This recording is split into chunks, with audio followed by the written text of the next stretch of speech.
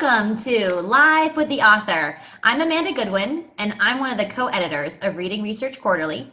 I'm also an associate professor at Vanderbilt University, and I have today with us one of our wonderful authors from our special issue on the science of reading. Welcome, Patricia Alexander. Well, thank you, and this is a wonderful opportunity to have this interaction with you, Amanda. Well, I'm so excited for our conversation because when I read your article, I read with interest and learned a lot, as always. So I'm looking forward to the conversation as well. Great, so, me too. So Patricia, can you tell us a little bit about how you got interested in this topic? Oh, of course I can. And I think it has deep roots and it has more recent roots. I became interested in this topic because I taught middle school for 10 years, and most of it in reading. And I was also a reading specialist in my county, which was a completely rural county. And I watched students struggle with print and understanding and comprehension, even in middle school, all the way up. Some of them were brilliant and could handle anything, and then some of them struggled very much. So the roots begin with students. It begins with learners. And it continues to learners. I now teach undergraduates. And I teach a class at the University of Maryland called Learning How to Learn. Now you say to yourself, what? This is a major university. What are you doing teaching a course on learning how to learn? And that is because I even find students now at this level still struggle with print. They still struggle with what we consider to be the most basic literacy abilities. They don't know how to carry on a discussion anymore. I've had to take time to teach them how to communicate in classroom discussions. They hate reading. I hate to say this, but generally speaking, if there's something more than 2 pages long, they just moan and groan. But you have to make them be constantly more comfortable with extended pieces of text. I teach them how to summarize. How do you grab the big ideas? And how do you know what's important in an article? This is undergraduates with high GPAs. These come out of the best schools in the area. They're valedictorians, salutatorians, but reading is still a problem. And if reading exists as a problem with these undergraduates, think about what happens as we move down the chain. So the need is there, and so I'm speaking to the need that I see every day as I teach. That is so important. And it actually reminds me of some conversations I had with other authors of the special issue who just keep emphasizing that reading is not just early reading instruction. It's important early, but it continues throughout development. And you're reminding us all the way to the undergraduates. Yeah, and as a matter of fact, I get my Oscar Kazi, and I forget what year it was. It was, before some of my students were ever born. But my Oscar Kazi address was on a developmental model of reading, because we search for that endlessly. We've tried to understand what systematically should happen to students over time. And this whole idea that you read to learn and then you learn to read and then you read to learn is a fallacy, because you're doing all of those things all the time together. And so you fight this idea that reading is done at grade 4 or 5, which a lot of people think it should be. And then you have to open it up and say to yourself, well, what is it that changes? What do undergraduates need to know that they didn't get when they were middle school students or high school students? Totally. I mean, it's alive, Yeah, and I love that push on, continuing to learn about reading, and then also the push on early on, we also have to read for knowledge building. We're not just learning to read. Otherwise the word CAT means nothing, right? It's all about understanding what that word represents and all the nuances of that word. Totally. So, Patricia, talk to me a little bit about your article and how your article adds to the science of reading discussion. Well, I think that it's already, we pointed out some things. What I'm trying to do is open the vista onto what reading is. Reading is not simple. Reading is immensely complex, and it's gotten increasingly more complex as the kinds of reading materials have opened up. The way we deliver reading materials has opened up. And the degree to which students can operate autonomously, separately on their own by looking on the internet and accessing materials. Reading was always complex. I don't care if we were reading at the turn of the 19th century. It was always a complex process. It may look simple because, for some reason, a good portion of people just get it. You know what I mean? They understand it. But the whole idea of reading is understanding. Reading is growth in knowledge and growth and ability to read a wealth of different kinds of materials. It exists It exists all our lives. And I watch right now, I've written a number of articles that's really about reading online, reading in a digital space, as my friend Julie Quero talks about. And I will tell you, as much as we are all dependent on technology right now, we are all dependent on technology. And our students have been enamored with technology, not necessarily for learning purposes. Let's be honest. My students, They're on their phones, really? No, really. It's so funny because I have my students, as part of this Learning How to Learn class, actually keep a log in a 24-hour period of what they're doing constantly what they're doing. The one thing that surprised the heck out of me over this past 4 years is that they sleep. Most of the time is spent sleeping. If you look at the different activity levels, not the most of the day, but 8 hours, 9 hours, they're sleeping. I'm thinking to myself, where do they get time to sleep? Well, that's that's right. The other phenomenon which relates to this article is that they spend a lot of time with print, but it's print in terms of tweets. It's print in terms of messaging. It's they want shorter, quicker, briefer tidbits of text. They talk in truncated speech. As I don't text because I'm thank God at my age I don't have to learn very much. But just this idea of putting things in such abbreviated format affects their writing as well. If you can't read and you can't really speak in these extended sentences, you're not gonna be able to write that way. So I spent a lot of time teaching the other side of it, not just discussion but writing. Because it's another form of dealing with print. So I know I'm chatting fast, but they're just I feel so sorry for them because they're drowning in information. They're drowning in all sorts of information. And this information is coming at them in such a way that even the best of us have a hard time determining what's going to be worth our time to look at, what's worth our time reading. Who do we believe, or what sources do we believe? Whose message do we attend to? And all of that is part of literacy. It's all part of what we have to do as people who are concerned about the literacy abilities of students, whether they're in preschool, they're in second grade, they're in high school, or they're adults out there in the world right now, trying to navigate all of the different kinds of messages, all the forms of text that they encounter. Amanda, it's just communicate those, as you said, so they're navigating reading those, but then they're also writing them and participating in them. And so I think one of the things that was so fascinating for me about reading your article was just this pushback that the science of reading needs to include this whole new type of reading. That's right. Not just reading. It's kind of interacting, reading and writing. I worry about teachers too, because one of the reasons I started looking at this is I have been teaching now for, oh gosh, scary thought. I thought about it one day. Over 45 years I've been teaching. Amazing.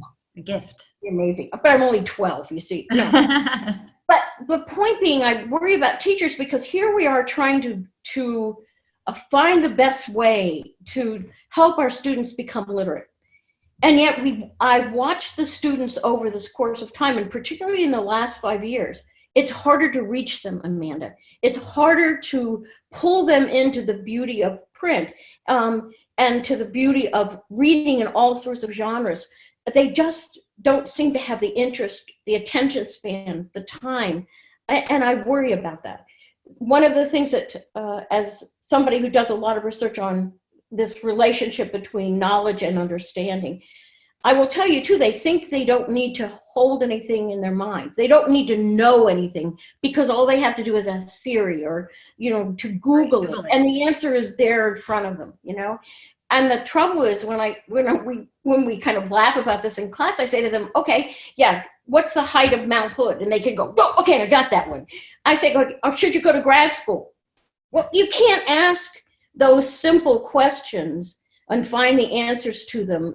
Or if you do find the answer, it's probably not the right answer for you. Well, that's the criticality piece. Answers are out there all over the place, whether they're the right answers. I know that well, or the best answer for you. You're right. Everything is contextualized. And I watched something called the social dilemma or something like that recently. And I didn't even realize that when the students, I know that algorithms are different by search engines, for example. I did not know that they monitor your history so much in terms of your age, your location, that your search menu comes out different from the person who's somewhere else asking the exact same question. Renee Hobbs has a really interesting piece in Reading Research Quarterly as a commentary about that whole aspect of digital literacy. And part of it's just being aware of all the forces that are going on. So somebody's got to be helping these students early on, because as soon as they can access the texts digitally in that digital space, they need help in understanding how they should go about that process and what is it that's to be of value, even to take time to read it, to trust it as a source. And I think that leads me to my next question. So based on your article, what should teachers do tomorrow? Oh, great. At what age? No. And that's a good point. So yeah, give us a little bit of both.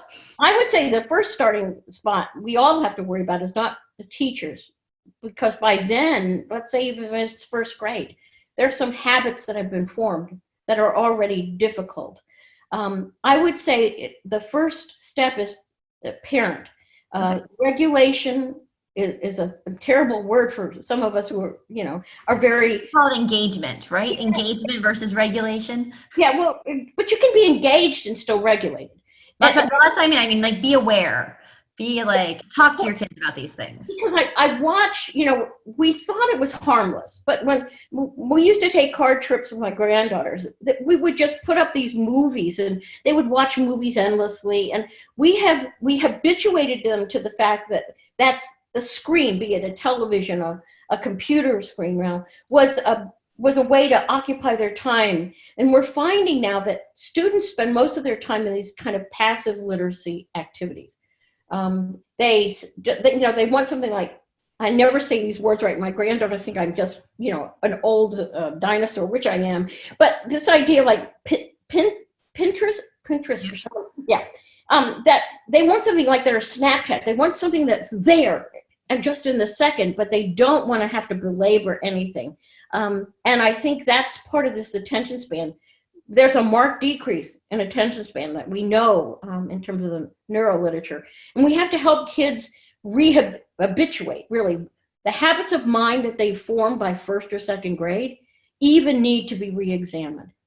And so I think with homes, I would say to parents, think about the fact that there should be times when the children are allowed to be on their, laptops or their little tablets or what they are. But even then, you should know where they are going in those places. So it starts at home, that there are times when at tables or other things like that, when there should be human contact, of the ability to look at somebody in the face and talk to them. Discourse is important to develop this literate population. And a lot of times, as I said to you, that the students in my class won't look at me or not look at me long because they're uncomfortable with human facial contact. But so much of what we communicate as educators, as teachers, is not just the words. It's the way our face expresses it. It's the way our gestures help us communicate with our students. And many of them are getting less and less comfortable with that. So much is going on. So it sounds like, regulate, engage, talk a lot. But I also feel like as a parent, oh, sorry, go ahead. No, I was going to say, I meant to say something else before you take off, and that's very bad of me to interrupt. See, that's the discourse process that I should not do. But I think it's also this idea that we should, as educators, as teachers, not use technology for its own sake. Technology is a tool. Amen. That what we needed to do is decide when it's better to pull out books, let kids hold paper versions of books, to have that tactile experience, other than simply putting everything online. Or we use all these things like smart boards and this and that because schools spend so much money on technology. But if you look at whether or not the students learned any more deeply as a result, you might be surprised that the effect is not what we think it is for all that technological, expenses we put into these things. It's interesting. Well, part of it also seems to me to be just like you said, it's a tool. And so it's what we analyze. So for example, if I'm a teacher reading your article and hearing your main points, I might pull up some of those tweets and have them critically analyze. What are those tweets actually saying? How come they're representing different perspectives? Are they accurate? Are they not? What's the language that's used in a tweet versus the language in a larger post versus the language in an actual text? Wow, You know, that's a beautiful activity. Exactly right. And depending on what you have them look at, of course, is age related, because a lot of this, the comprehension, the gaps that you have to fill in with a tweet, for example, it can be pretty massive. It assumes you're talking to someone of equal mind with equal background, and that's not always the case. And truthfully, I don't know, you have young children, and mine are, of course, mine are in the 40s. So, but my grandchildren now are also getting too old for this. But when you look at the way that the kids text, it's a secret language. And part of that, they like that. They like the fact that they are communicating in a way that's not particularly accessible to grandmothers like me. You know what I mean? It's pretty funny. or parents, for the record. Yeah. And I think there too, Patricia, like you can really tackle that and you can really say like, this is a code. The code of language is this too, you know? So I think you can build on these and really look at discourse analysis for tweets, for texts, and then also for academic English. And not that any of these things are right or wrong, but really just that piece of critical analysis and helping kids and ourselves understand the code. That's right. That's right. And again, no teacher that I've ever known in my life has ever intentionally excluded something because what they want to do is help their students, whatever it is, right? Whatever approach they're taking, they have at their heart the desire to do the best thing for those students.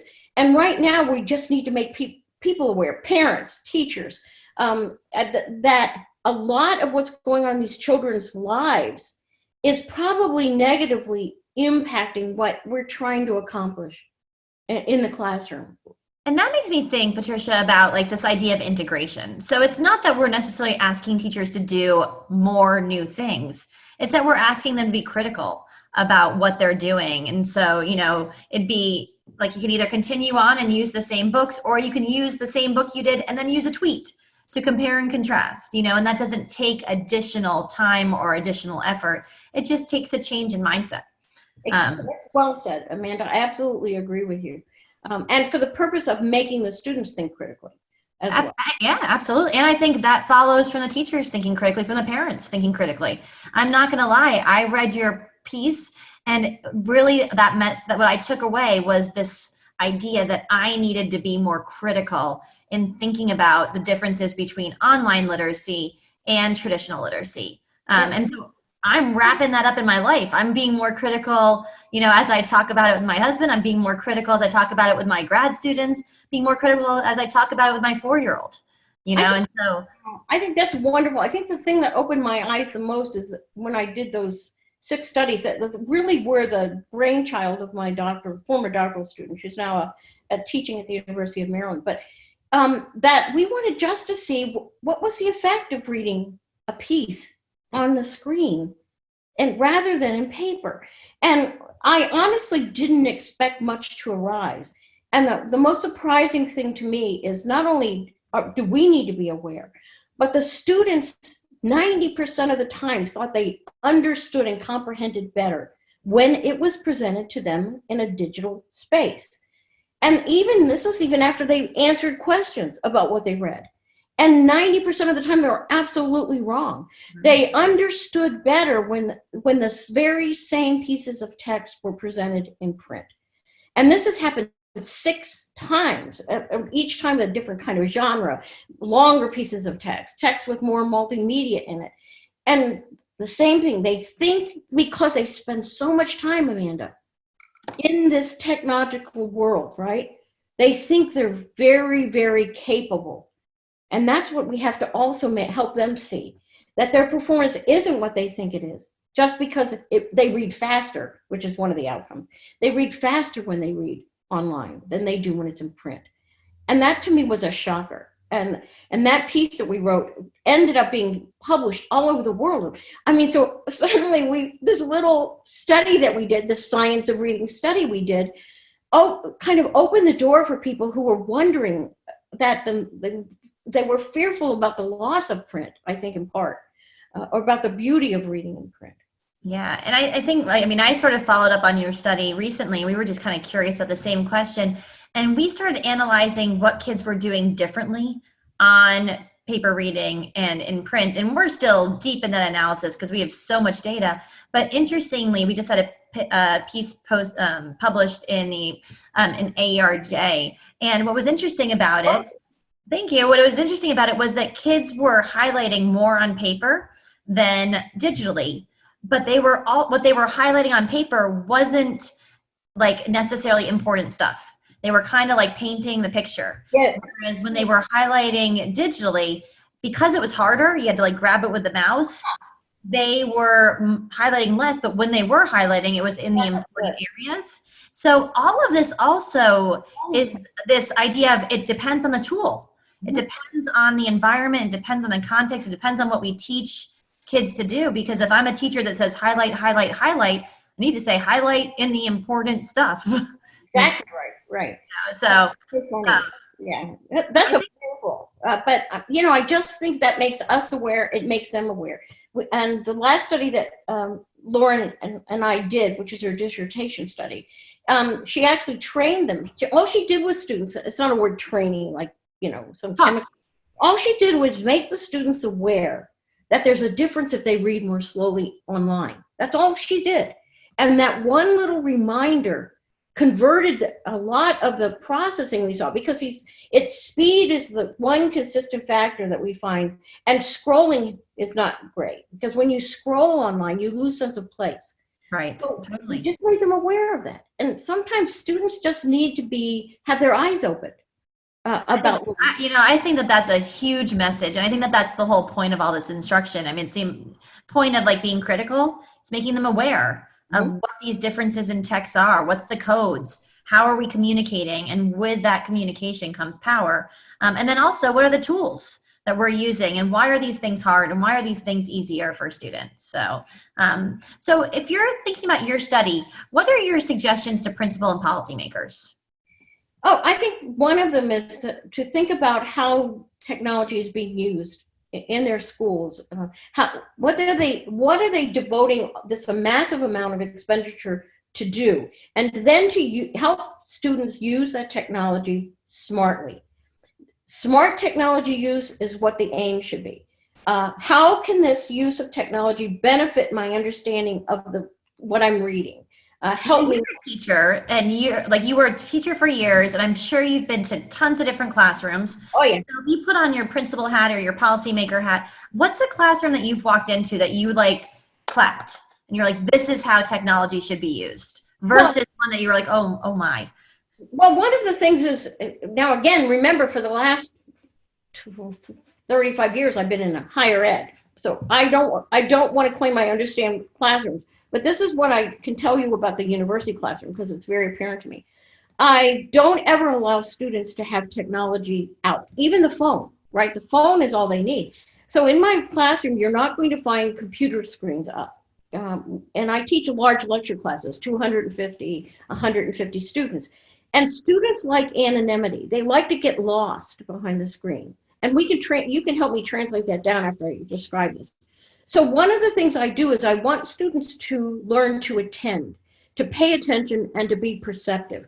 I talk to them a lot about the fact that as you're listening, you're not just listening in an empty space. You're listening to what they're saying, and you're commenting on it in your mind, if not out loud. You're linking what people say to your own ideas and thoughts. This idea that students have is that somebody talks, I write down, I listen, and then maybe some of it I'll pick up, but only if it's going to be on a test. And that's just true for school now as well. A lot of what students talk about is what I call information managing. They figure out what's valued in a class, right?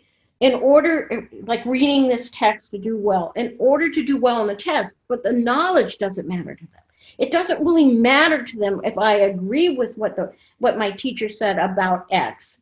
It's only that my teacher wants me to know that so it can be on the test. So one of the things I would applaud is the teacher who asks students what they think, to pull out from them as they read their own interpretations, to give them that space to comprehend based on their own lives, their own experiences. Now, that doesn't mean that we don't react, we don't respond back. But it's what we respond back to as teachers is to probe, to have them elaborate, or to ask, or have another student get in the habit of linking to that student's discussion. The quality of discussions around print have a lot to do with what people walk away with. And so I would applaud a class where the teacher isn't just simply telling them what's important, right? I would walk into a classroom where when the technology is pulled up to use, it's used with intent and purposes.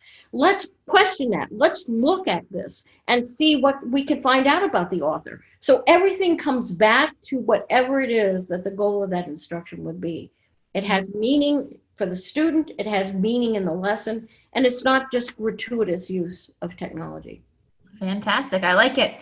That's near and dear to my heart. I mean, when I teach in college, my students have their screens up, but I'm using the technology to have them record their thoughts and then see everybody else's thoughts, you know? So there's ways, I feel like, to do it both ways, but the purpose is to use that technology as a tool and to be really intentional about what. Right. And I also find these large lecture classes a place where the students go sometimes to get lost, to disappear. And so they're more problematic than if I'm teaching a graduate class where graduate students have their, the technology up because they're using it very purposely and directly. But I think your point is really important, even for, when you're teaching first grade. You want to think about what distractions are there. How is technology, because technology is super distracting, right? It's got lots of things going on. Lots of things are talking, beeping, whatever. I mean, we think about that even with multimodal texts. Oh, right? absolutely. How's the technology distracting, but how can it also help the kids focus, or how can you help the kids focus to engage in that environment? And I would also, again, a simple act of what I would applaud is where students listen, not just listen to at a superficial level, but hear what's being said by other students, because it's kind of like individual little pods of reaction. And a really rich discussion, a really rich classroom is one where print is alive. It's alive in what the kids say. The print is alive in the way they interact and share with one another. Absolutely. Very cool. So Patricia, I was wondering, the science of reading can be very divisive. When you and I were chatting before this interview, I was talking about how I had kind of seen it as a bimodal thing, the old reading wars. And I really appreciated how you pushed back on that. How do we move forward in a way that bridges and moves us as a field forward rather than falling back into these patterns? Yeah, and it is a pattern. I call it an iterative pattern because this kind of same thing is recursive. It has occurred at least in my lifetime 3 times, this idea.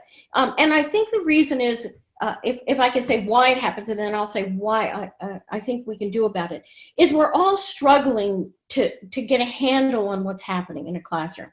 Why are students having trouble? What can I do? That sort of thing. And we do look sometimes for quick, easy answers to what are complicated questions.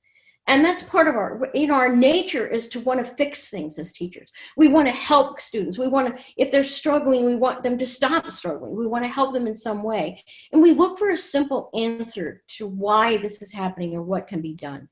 And I will tell you, Amanda, in all my years that I've watched this reading wars, however you call it, come back, comes back in that most of the classrooms I go into where teachers have relatively strong views on it, they're not doing one thing in any pure sense.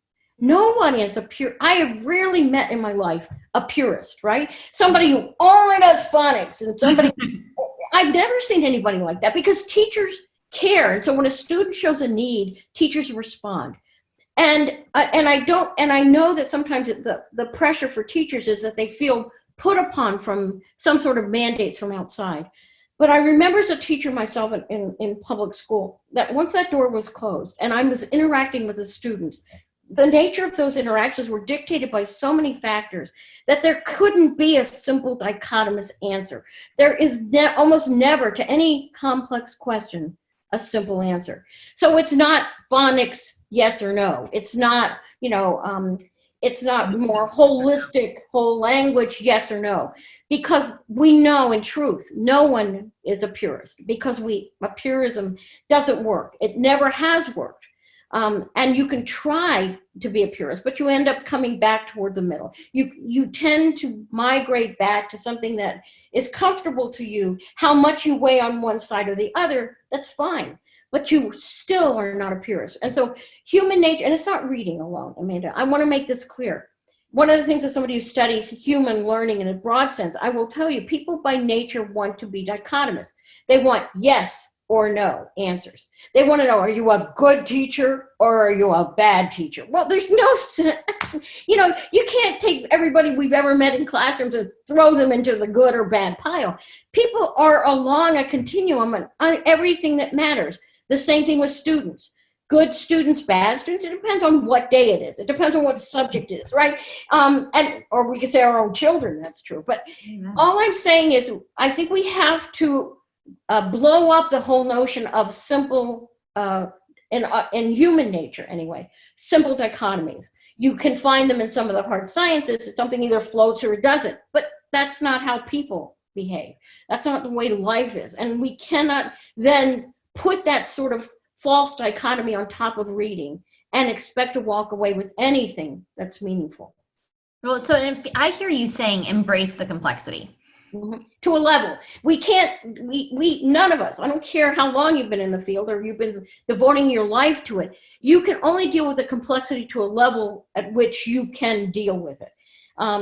And do it in a way that you don't go crazy trying to make it all work. So, but you accept that there's complexity. You look for aspects of the complexity that you can deal with.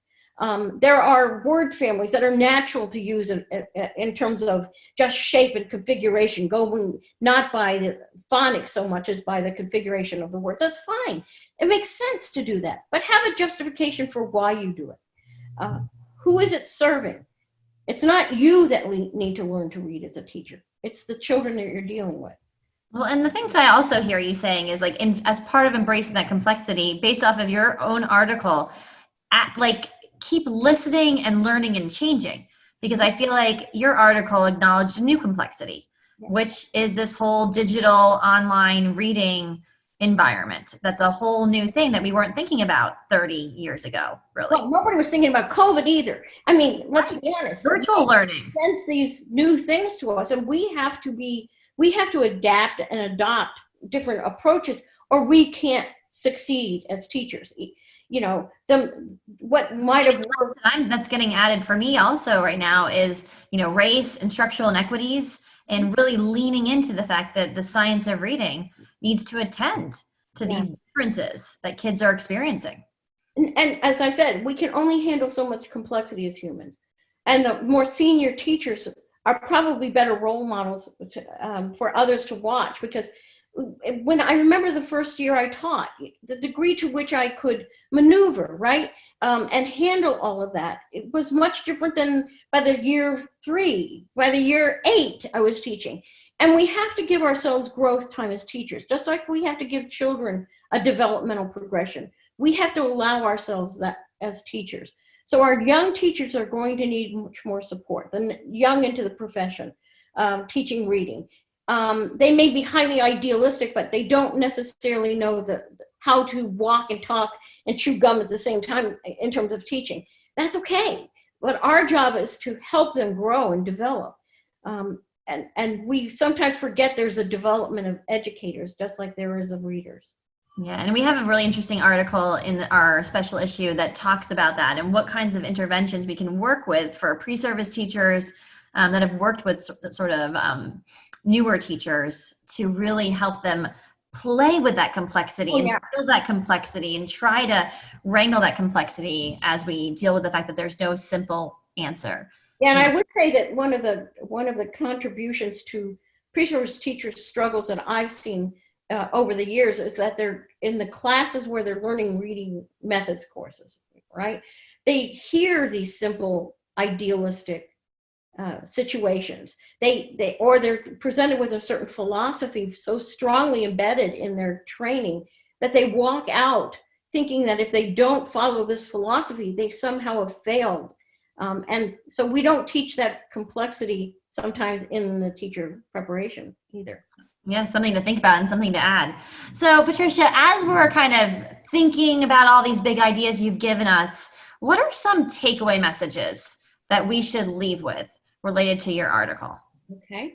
A couple big ideas. Let's start with some of the dichotomies. Reading is complex, and therefore it has to be approached in a complex fashion. There are no simple dichotomies instructionally in reading. That we do not, when we teach children how to read, even if it's undergraduates or it's middle school students or it's students in the early grades, that we are teaching them knowledge as well, knowledge of the language, certainly, but also every time we encounter a word that the children suddenly come to understand it in print, either because they can say it, but they also can understand something about its meaning, we are teaching knowledge. And we should use that. We should use their knowledge that they've acquired outside of the classroom to help them understand print inside. That we should never use technology gratuitously. It is a tool. We should be aware as teachers and as students why we are choosing to read in this way, in this modality. And I think those kind of awarenesses are the first step. You said that yourself, Amanda, and I said that's absolutely true. Be watchful of yourself. Be aware of your own habits as students. Be aware of your own habits as educators, as teachers, administrators. And I would say that awareness is a step in the right direction. And finally, I think to policymakers and to publishers and all of that, I would say to them, if you're promoting simple answers, you are confounding the problem. You're not helping. I'm going to leave it right there. I feel like that is an important message to take away. And thank you so much, Patricia. I love chatting with you. And as I said, I've learned so much from your article and now even more from this discussion. So thank you, Amanda. And thank you for doing this, by the way. We are excited about it. So thank you. And if you want to read more of Patricia's article, you can find it in our special issue on the science of reading. And it's entitled, What Research Has Revealed About Readers' Struggles with Comprehension in the Digital Age, Moving Beyond the Phonics versus Whole Language Debate. Thank you again so much for being with us, Patricia. Thank you. And take care of yourself. Thank you. You too.